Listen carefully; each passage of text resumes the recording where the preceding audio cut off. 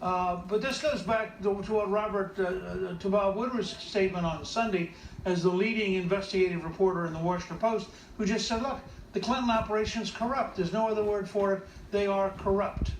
Let me go to the latest WikiLeaks. Nobody in the media is following this. The revelations are stunning. The latest, Uma Abedin says Hillary's not right in the head. Podesta and an aide criticizing Clinton's instincts. An aide writing there's just no good answer on the server scandal. Podesta saying Obamacare premium increases are politically deadly. Oh, isn't that great? At least he knows the truth.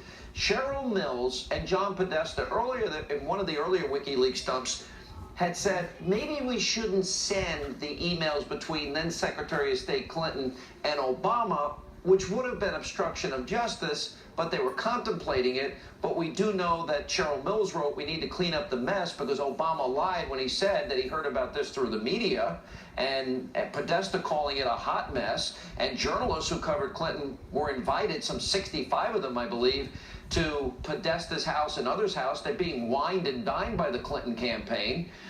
They saw the vulnerability of the Clinton Foundation and all the pay-to-play issues. I'll keep a lot of this up so our audience can keep reading. It would take me a full hour to expose everything that's here. But as you put it all together day after day, what is your take on it? Well, I mean, first of all, this is a classic example of organized crime. And if it was any other business except politics, we'd all understand this immediately. This is a conspiracy to break the law. It's a conspiracy to subvert justice. It's a conspiracy to block the U.S. government and manipulate the U.S. government.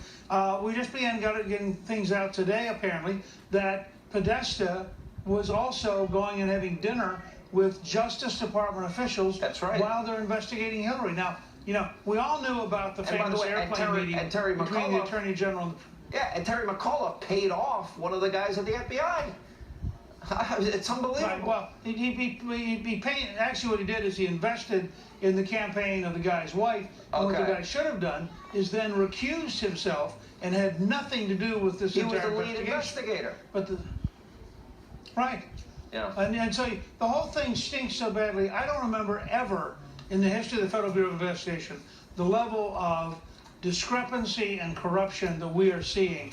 And I think Comey's going to go down in history as the man who corrupted the FBI and crippled the American system of law enforcement. Well, we also have this. And that's what you're seeing day after day. And then we have the enrichment of John Podesta, new evidence that he schemed to hide these Russian-tied assets.